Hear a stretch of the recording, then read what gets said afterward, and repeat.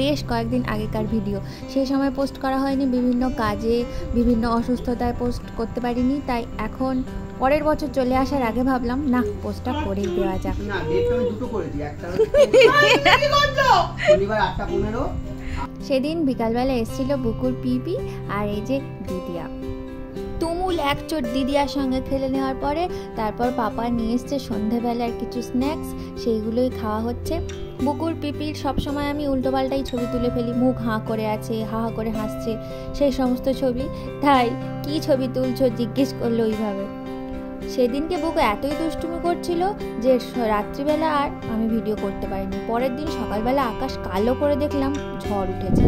এসো গোলে এসো, এসো এসো এসো এসো।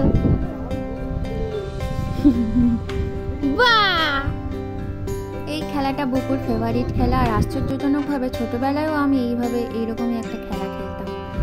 যাই হোক, তারপর বেশ ভালো মতোই ঝড় উঠেছিল। আর এই যে আমি তারপরে খেলা করতে করতে বুকু করে দিল হিসি, আর বুকুর পাপা ওকে চেঞ্জ করে দিচ্ছে। আহা দেখো চুলের মুঠিটাকে কিভাবে শক্ত করে ধরেছে। বাহ বাহ, ভালো ভালো। এদিকে এইসব হচ্ছে, কিন্তু পিপি আর দিদিয়া গেল কোথায়? ও বাবা, আরে এদিকে কি হচ্ছে? এদিকে তো ফটোশুট চলছে। দেখি দেখি, আমরাও একটু দেখি। ও বাবা, এই যে নায়িকা।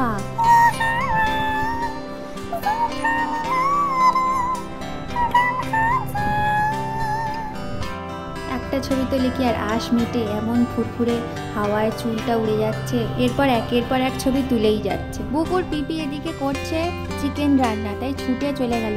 ঝড় খেতে খেতে ভুলেই গিয়েছিল যে নিচে চিকেন রান্না হচ্ছে। যাই হোক, এদিকে ছবি তোলার কি ডেডিকেশন।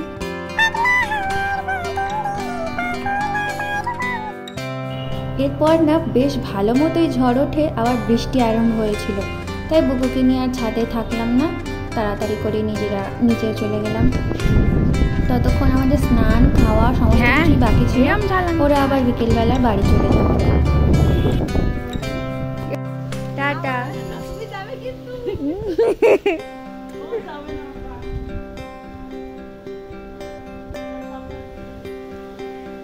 পিপিরা ঝড় খেতে এসেছিল, ঝড় হয়ে গেছে, ঝড় টড় খেয়ে ওরা এবার বাড়ি চলে যাচ্ছে।